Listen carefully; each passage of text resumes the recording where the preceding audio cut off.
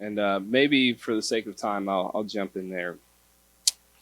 So, for the last 25 years or so, psychologists have been looking at the way that traumatic events don't just create post traumatic stress disorder in us, but maybe sometimes produce good things. Like, there are some people who, with enough time and distance, are able to step back from the thing that they experience and to say, oh, yeah, because of that thing, like, I have all the, like, I'm this way now. Right? Like, it wasn't, if you were to ask these people, they wouldn't say, like, oh, I'm glad it came into my life and I want to experience, like, I'm glad I experienced that. Most people are like, no, it was terrible and I hope to never experience that ever again. But what they found is that for some of these people, the trials of their life, the trauma of their life, resulted in deepened relationships, a sense of personal strength, increased personal strength. In some cases, a deeper appreciation for life, and sometimes an enhanced spirituality. Like, so, there's like post traumatic stress disorder. But for the last 25 years, psychologists have been trying to do work around post traumatic growth, is what they're calling it. But the big question for people that they're having to wrestle with is, but how does that happen though?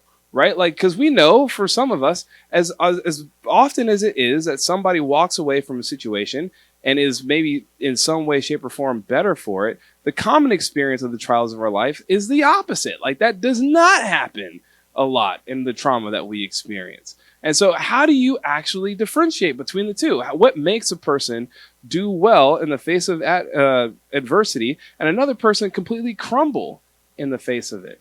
And psychologists have been trying to wrap their heads around that too. And so they've looked at, is it a matter of genetics? Is it a matter of upbringing and the ability to, look at someone's social context and see how they've overcome adversity in the past? And there's no crystal clear answer on that. But I do think it's interesting that, as they're exploring this, there's a way in which James told us this 2,000 years ago. A lot of the conclusions that they're trying to come to point back to this passage here. That in the face of our trials, we can be tempted to, lean out, to go away and to lean into worldly wisdom. But if we could actually lean into it, perhaps, just maybe, we might find life in it. Back in 1966, Lyndon B. Johnson, he introduced the presidential physical fitness test. Did any of you guys ever have to do that? Yeah, you know what I'm talking about? All right, yeah, you know. So for those of you who don't know, because did I have to do it? If so, I can't remember. But the way that worked was like, it was like a series of tests, right? And part of it is to gauge where you are in terms of your health and your fitness as a kid. But one of the things that remained constant was the mile run. Like, the mile run is part of the Lyndon B. Johnson presidential physical fitness test. And so I don't know about you. I'm not a big runner. I went for a run yesterday. I hated every moment of it. It was awful. Those people who can like talk and run at the same time. Some of you are like that in this room. You annoy me because I can't talk and run at the same time. Not because like I'm trying to think about things, but because I'm in pain. And you guys want to have like a full-blown conversation. Sick individuals. But anyway, what they've found actually is that human beings, as we talk about running, they have an internal sense of how things should go. Like, there's a way in which as we experience runs or we're doing more endurance-based events, that actually our body, we have a way of gauging how we should perform, how we should act. And it's like an internal sense of effort. Right? Like, the idea is that our bodies almost have like this internal map of how a race or a run should feel at any given moment. And so there's like this really interesting formula that, exercise scientists have kind of arrived at that says performance and the way that we perform can be determined by our expected demand divided by the actual demand. So, like, think about this. It's to say, okay, if I expect that this moment, that this race is going to be easy, or this run's going to be easy, and all of a sudden I'm a little bit more out of breath than I should be, so expected demand versus actual demand, that influences how we respond, right? So we say, okay, this is harder than I thought it would be, and so we dial back. We say, okay, I'm going to take it easier. But then the opposite is also true, that sometimes when we're going for a run, I've never experienced this, I'm sure, where it's actually easier than you thought it would be. this moment.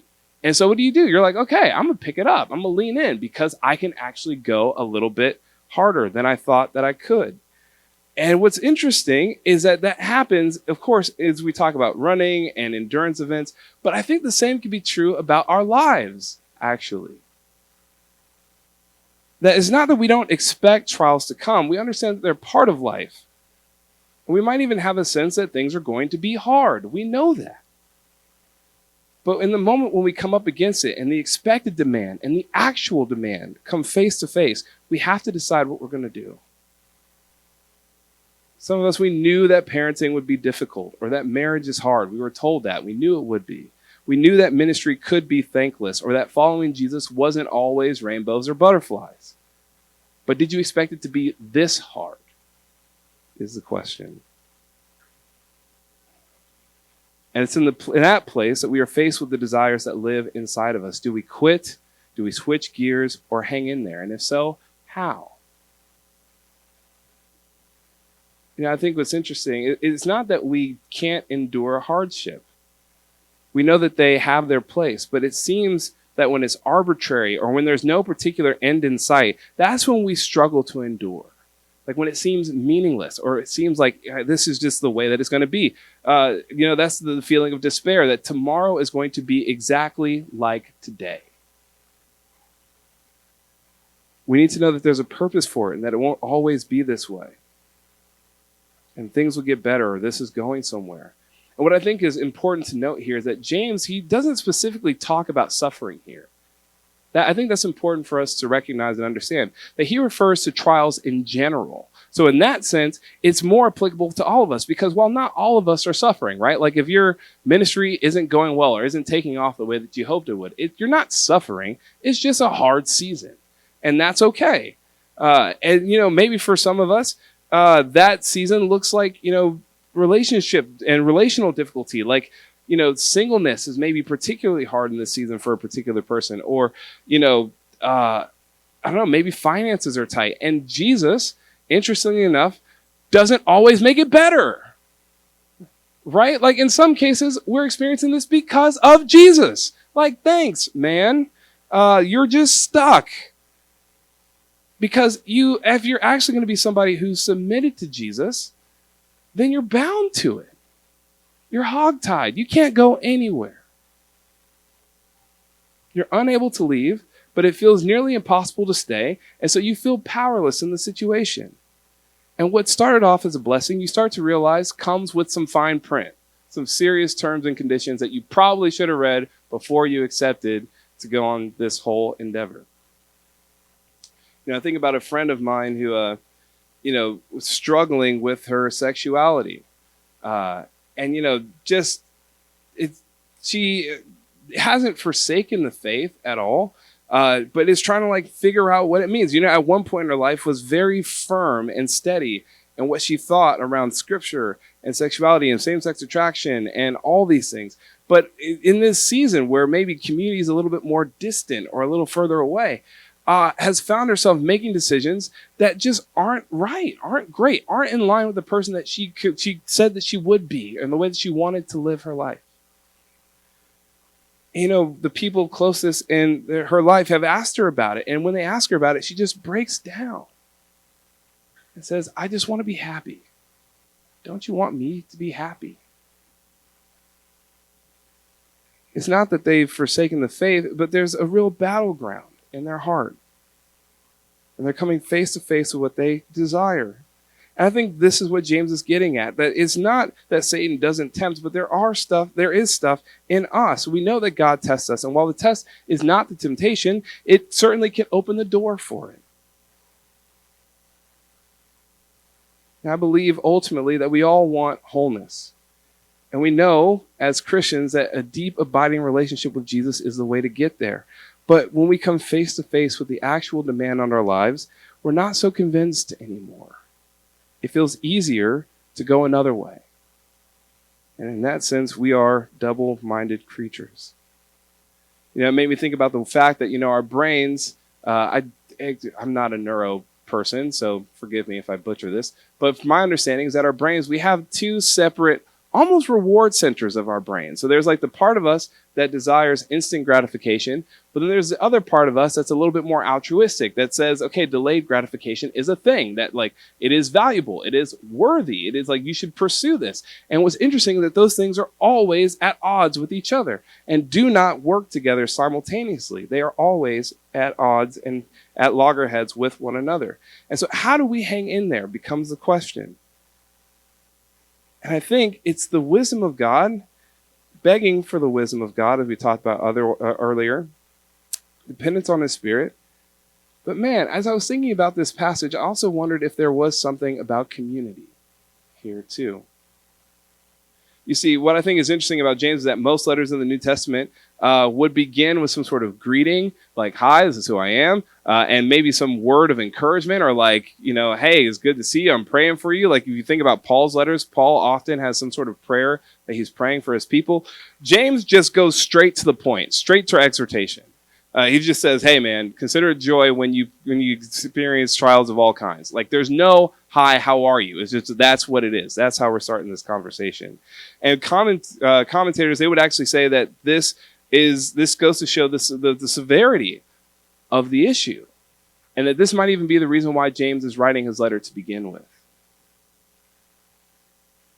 And of course, you like think about the other parts of Scripture, other letters in Scripture, and it seems like there's this common understanding that trials produce a refined faith, and it brings out the genuineness of our faith.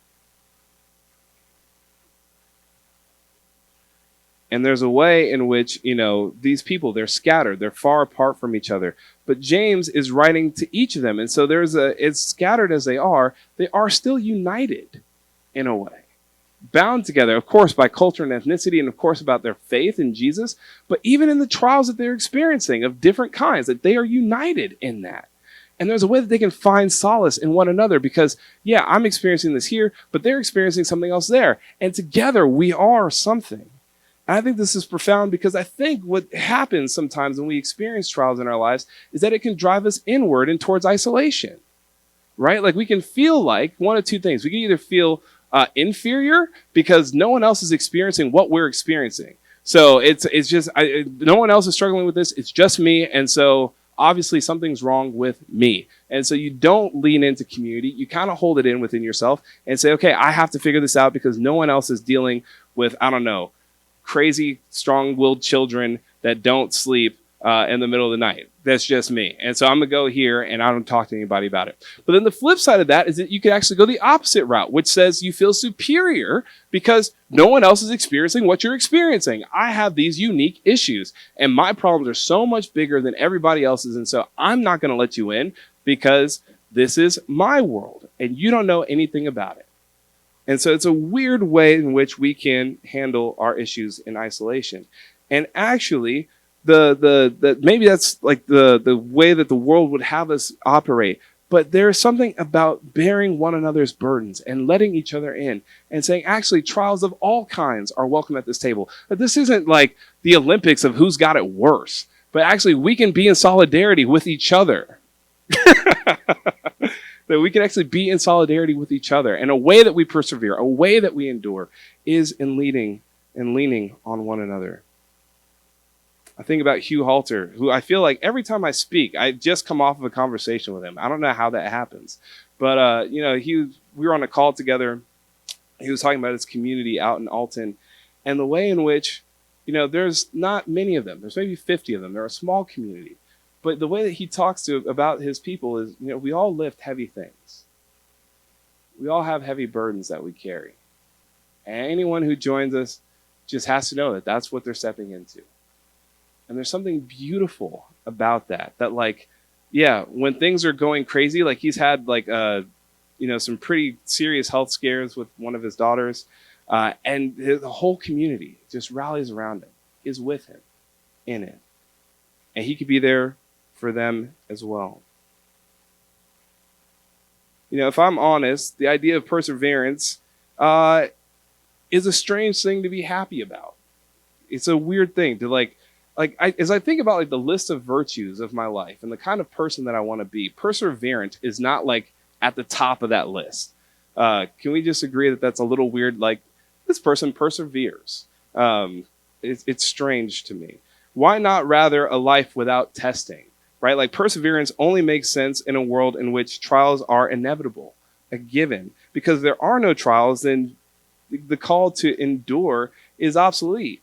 But if trials are inevitable, then actually maybe perseverance is something that we should want. And it's not that perseverance itself is the goal, but it's a means to a greater end, that is maturity. You know, the word that we have here for perseverance, that Greek word, it points to remaining under. So the picture is someone successfully carrying a heavy load for a long period of time. So it's like it's a muscle that you grow. So in the same way that the muscles grow because there's tearing and repairing that happens, our perseverance grows as we encounter adversity, actually. It's not just that perseverance allows you to hang in your current situation, but actually the way that you get perseverance is by experiencing them to begin with. I just think that's so contrary to our world to desire maturity. If I had to think about it, I'd say the characteristic of our age is to desire power and position and prestige and influence before having the character or the work done or the maturity forged in us to even deserve it. We want influence, and there's a way that could come through charisma and popularity, but true enduring leadership comes through character forged by the trials of our lives. I'm reminded of Craig Barnes and his thoughts on gravitas, and he describes it as a soul that has developed enough spiritual mass to be attractive, like gravity. It makes the soul appear old, but gravitas has nothing to do with age and everything to do with wounds that have healed well, failures that have been redeemed, sins that have been forgiven, and thorns that have settled into the flesh. And those experiences expand the soul until it appears larger than the body that contains it. And we live in an age of personality and charisma and influencers and sway, but maybe the better thing to desire is maturity, is gravitas. And that only comes through the overcoming of trials. Think about a friend of mine who's just going through it with their family and their immediate family situation, and everything about me hates it for them and wishes I could change it and wishes I had the power to do so. And then we were praying together, and I realized but the reason why they're experiencing this is because they said yes to Jesus.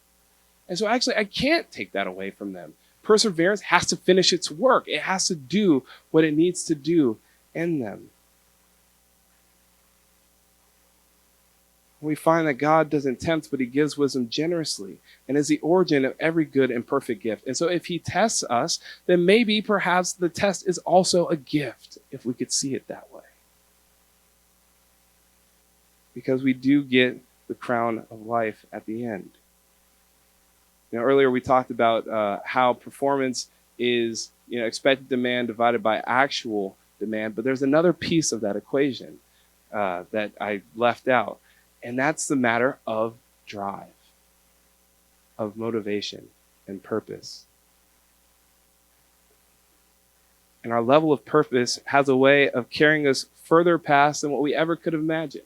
We thought we were done. It was hard, right? So when you experience something that's more difficult than you thought it would be, the temptation is to lean back, but you remember, why am I doing this in the first place? And what is this for?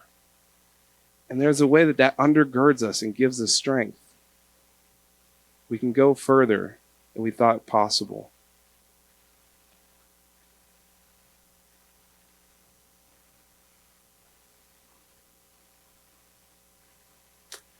The image of a crown of thorns, we think about like regal crowns that kings wear, but the image here is actually of a laurel wreath. Like, think about the Olympics and people who win athletic competitions, and that's what this is, an athletic contest. And it's a public recognition that this person has overcome. I think there's something so beautiful in that, to say, well done, congratulations, to hear from the Creator and the lover of your soul that you have persevered well. And I believe in that moment it will all have been worth it. Every sacrifice will have been worth it.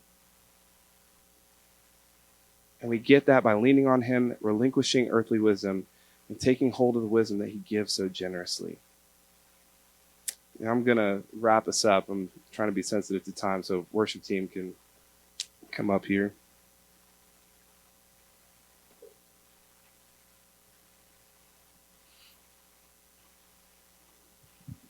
If I could just self-disclose a bit, the last couple of weeks have been rough for me and the family. So some of you know a couple of weeks ago we tried, I guess this would have been about a month ago, we tried to move our kids into the same room. I say try because we failed epically. Well, actually, I take that back. We did not fail epically. Our kids are kids, and that's what happens. And so it worked well for like all of 2 weeks. And then everything just descended into madness. No one was sleeping. It was terrible, which meant that, you just have less energy to do anything during the day. And as this is happening, whatever, it's a busy season for us in the underground in all the best ways possible. And I'm so excited about what we got going on. But you have the vicious cycle of added responsibilities, added things, and then you have kids who don't sleep, and so then you're exhausted, and so you're trying to like manage your own exhaustion and stay awake at your desk to even do the things that you need to do, and you can't on top of all the things that you want to do. And so it's just this vicious thing, right? Between kids, work, ministry, I generally live my life with a razor's edge of margin. Everything needs to fit exactly where it goes in order for my life to operate well. It's not that I just don't like being sick. That's true. But I can't afford to be sick. And some of you feel that. Like you feel like with all the pressure that you have on your life, you can't actually afford to be sick. There's too many things that you have to do. And this whole past week, the refrain on my lips has been how little time I have. Not just to do the things that I want to do, but lacking the time and the energy to even do the things that I want to do. And looking at this passage, James talks about consider it joy. I'm like, shut up. And how?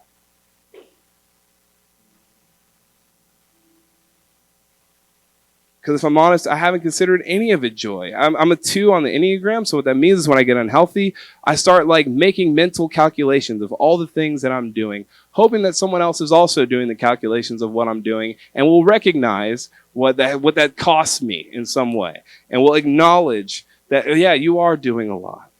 I generally don't mention my needs, but I just feel like I've walked around like waiting for someone to trip over the wire and set me off. I made myself the martyr in so many situations internally. And I'm just like, man, I should just like run away, like join the circus, but I can't juggle. And I'm kind of afraid of clowns. And so there's that. But eventually it got to a place where I did kind of run away with Jesus. Like I knew I had a talk to write, but it just seemed like spending time with Jesus was more important. And something in that small commitment to spend time with Jesus did marvels to my soul. Like even before I even got to the time with Jesus, it was just like the decision that like, okay, everything else can pass away, but Jesus, I need you, and I'm going to you. That decision, it was like, okay, we're in this, and you're with me. And it was so strange. It was like, God, I know you're always present, but right now it feels like you're my friend. And I'm not just doing things for you, but I'm with you in this. And you see it. Like you're sitting with me by the water.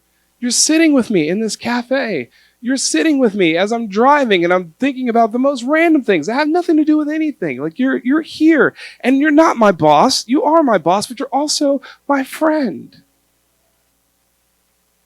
And it wasn't that the problems disappeared, but they just somehow, I don't know, they seemed less important somehow.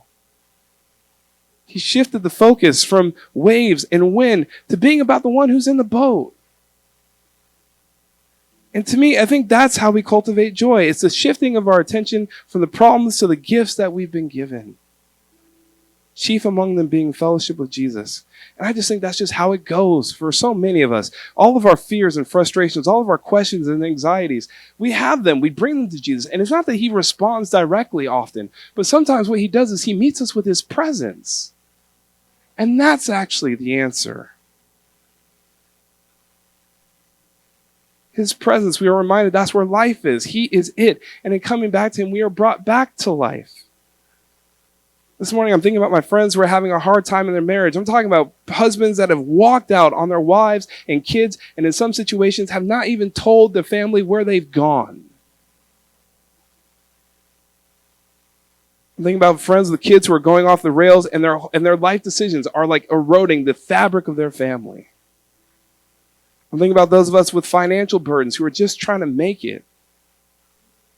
Think about new leaders taking their first steps into mission, and each day they're coming face to face with the reality that they have no idea what they're doing. Or for some of us who our spiritual lives just aren't what they used to be, and we feel that deeply.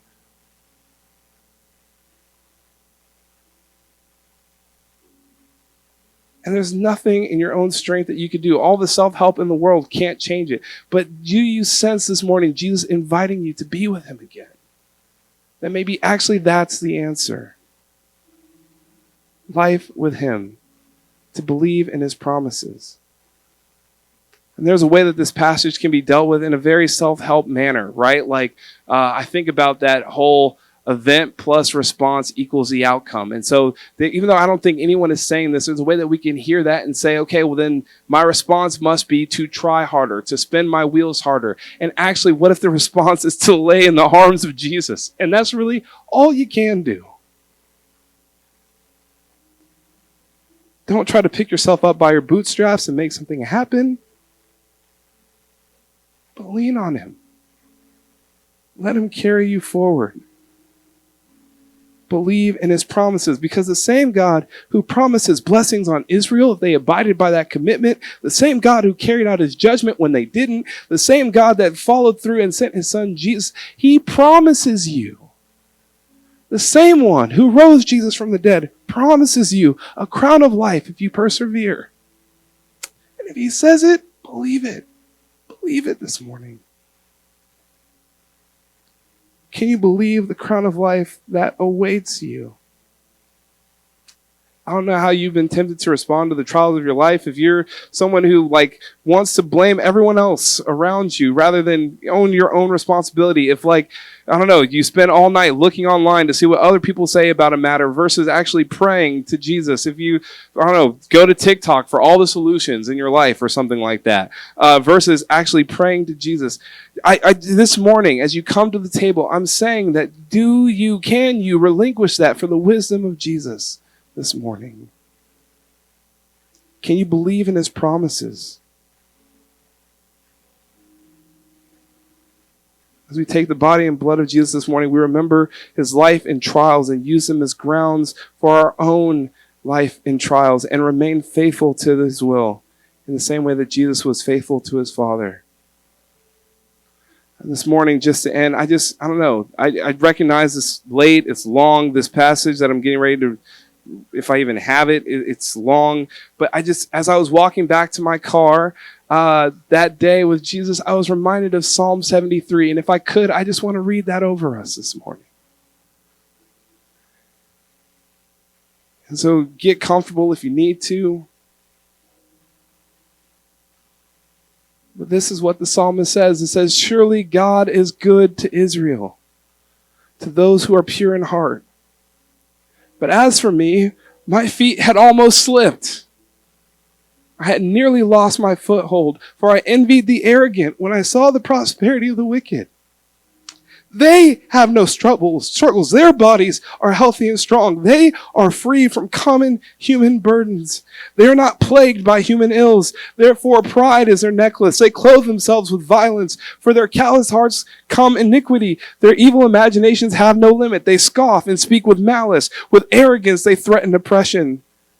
Their mouths lay claim to heaven, and their tongues take possession of the earth. Therefore, their people turn to them and drink up waters in abundance. They say, how would God know? Does the Most High know anything? This is what the wicked are like, always carefree. They go on amassing wealth. Surely in vain I have kept my hands pure, my heart pure, and have washed my hands in innocence. All day long I have been afflicted, and every morning brings new punishments. If I had spoken out like that, I would have betrayed your children. When I tried to understand all this, it troubled me deeply, till I entered the sanctuary of God. Then I understood their final destiny. Surely you place them on slippery ground. You cast them down to ruin. How suddenly they are destroyed, completely swept away by terrors. They are like a dream. When one awakes, when you arise, Lord, you will despise them as fantasies. When my heart was grieved and my spirit embittered, I was senseless and ignorant. I was a brute beast before you. Yet I am always with you. You hold me by my right hand. You guide me with your counsel. And afterwards, you will take me into glory. Whom have I in heaven but you? And earth has nothing I desire besides you. My flesh and my heart may fail, but God is the strength of my heart and my portion forever. Those who are far from you will perish. You will destroy all who are unfaithful to you. But as for me, it is good to be near God. I have made the sovereign Lord my refuge. I will tell of all your deeds. I am always with you. My heart and my flesh may fail, but God is the strength of my heart and my portion forever.